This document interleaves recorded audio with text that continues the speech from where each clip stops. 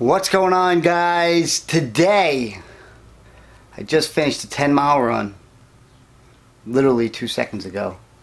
It's 8:30 in the morning. I have a 20-mile bike ride and I need to get this San Diego Comic-Con challenge out right now. Let's go. Alright, so I was challenged by the Whatnot spot. If you guys have been on YouTube lately and you've been watching, not the main channels, but you look at the underneath channels, besides FM McGinnis that I saw last night, you will see that there's a challenge of the top 3 San Diego Comic-Con pops for 2000, well, it's the things in 2018, and what are your favorite San Diego Comic-Con pops that are in your collection? Well, usually, I don't get tagged in any of these videos, ever. Very rarely. I know they did like the Alphabet Challenge, they did the Rainbow Challenge. Nobody ever asks me to play because of the massive size of collection, but I'm actually honored and thankful that the Whatnot spot shouted me out to do this challenge. This challenge is, I guess, hosted by Droobz Vids. His description and their link to their channels are in the description.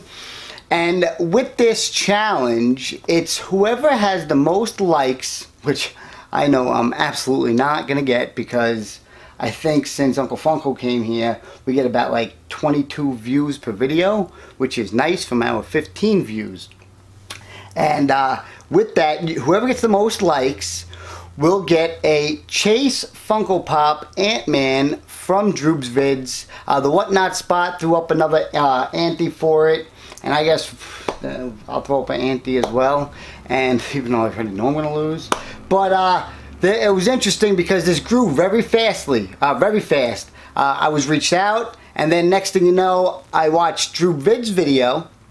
He shout out FM McGinnis. Next thing you know, before I go to bed, FM McGinnis is on there stating his top 3 pops in his collection and the one that got away.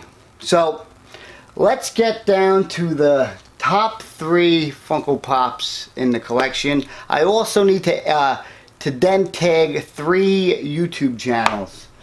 So which one should we grab? We'll go different series so everybody is enjoyable. By the way, this is a Pinolaro cycling bike. I got my first fight money when I fought as a professional. I got paid $800 for my pro fight. And actually it was a few fights. I saved up like 3 fights because we only get paid $800. And I saved up enough money to buy a Pinolaro bike. These bikes were going for about $10,000, and I was able to find it on Craigslist for I think about $2,300 because the triathlete wanted to upgrade, and I've had it since basically my fight money. Now starting at number 3, Headless Ned Stark. This pop has become very popular, and you can see why with the increasing amount of fans with the Game of Thrones. This one is, though, limited to 1,008 pieces. It's not like the 480 piece ones. And this was a must-have for anybody. And it was a different type of pop because there's actually I believe there's a magnet that keeps his head floating with the insert inside. Like the magnet like pushes his head. I think that's how it goes. Never taken that out of the box. Now, whoa. I want to thank Whatnot Spot again for the shout out again. No one ever lets me play in these games because, as you can see, why. Now, number 2. Let's go. We're going to go with, I believe he's going to come back to life. I really do. 480 piece limited, San Diego Comic-Con 2012. Loki, the Avengers number 16. This is one of the best series of Funko Pops you can collect in the entire Marvel waves. If you went down through all the waves that somebody wants to get, it is definitely this one with Nick Fury. You got Hulk, you got Thor, you got Iron Man, you got Captain America. And the only way to get this bad boy was at the con. This is 480 pieces, right? 480 pieces. I just seen a Funko, the Funko Corner, get this signed, which was pretty awesome, but by far the worst signature I've ever seen. Let me know if you guys seen that video. The guy who plays Loki literally just signed the whole thing in a black Sharpie. I couldn't believe it. I was in shock. So that was number 2. This is a must-have for any collector, and I'm proud to announce that I bought this pop and the next pop, I think in the same video, something like that. But this pop, I paid $990 for it 2 years ago. I think in July, 2 years ago, June or July, so 2 years ago, and for 990 bucks, and it's finally getting its love. This thing has been sitting in my collection. I knew I made a good decision off wanting to collect it, but it's even better decision to see it actually increase in value over time. One of the best feelings is getting a pop, $10, $15, and seeing it go to 100. Well, seeing one that goes for 990 bucks and seeing around 1500 is definitely a home run. Now, as you guys know, I own one of the largest, the largest Star Wars collection on the entire platform. Let's go grab the one that people hear stories of if they see it in person. The one and only. That is the holographic Darth Maul, 480 pieces. This has seen sales up to 3,000. 3,000 Funko doll hairs. Holographic Darth Maul, number 23, my old football number. And this case is a crazy acrylic case. I always say if the house burns down or this thing got thrown into a lava of a volcano, this thing's going to survive easily. Easily. Again, I was able to get this pop. I believe I picked up this one, a 501st Clone Trooper, and a Chewbacca. Like all in one video. It was crazy. I even got the... only reason I know that is because I got all these pops from one seller in France who wanted to buy a BMW, who was a surgeon. His name is Funky Popper on YouTube. You guys might have seen him before, which is pretty nice. And this was my third one. Now, we're supposed to tell you about pops that we basically had in our hand and that we never actually grabbed. And instead of me actually thinking of one, I'm just going to show Droobz Vids. How about that? The reason I don't have any is because I either go buy it right afterwards, because that is annoying. The only one you could possibly say are the Looney Tune characters, the no, he's New York Comic Con, but never mind. Screw that. Now, as you heard me say Droobz Vids name in this video, check out his link in the description as well, like I said, and the whatnot spot, which is not the easiest to remember. Must say that. But thank you for your video. Me and the girlfriend laughed when you said we were Funko friends. Now, let me get back to my thing. Now, collecting anything or being good at anything, I always believe there's a theory, because I always talk about theories, and there's strategy behind everything.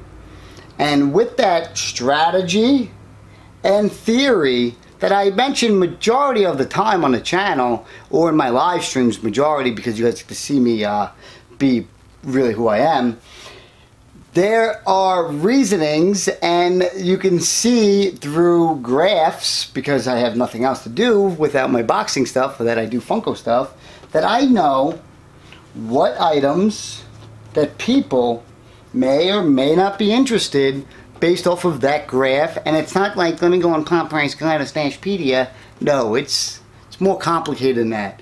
And I wanted to add these 3 Steve Funko Pops to this video.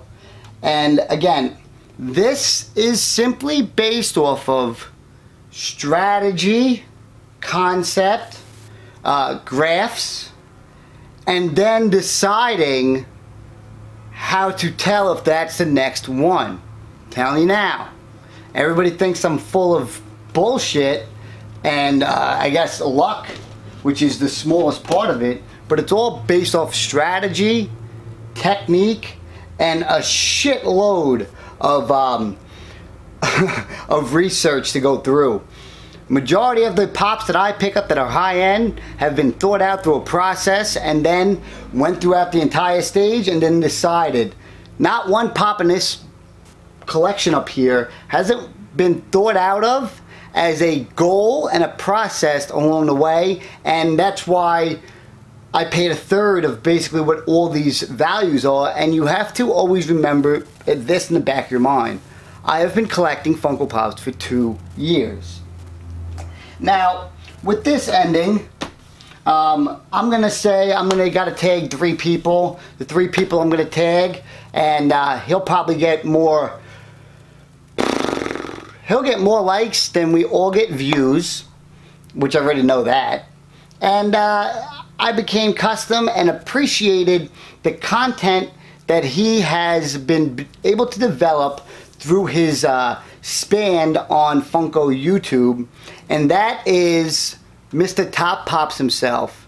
Top Pops has, from the last time I spoken to him about this concept, was he posted over 500 consecutive videos about a month ago, consistently on YouTube.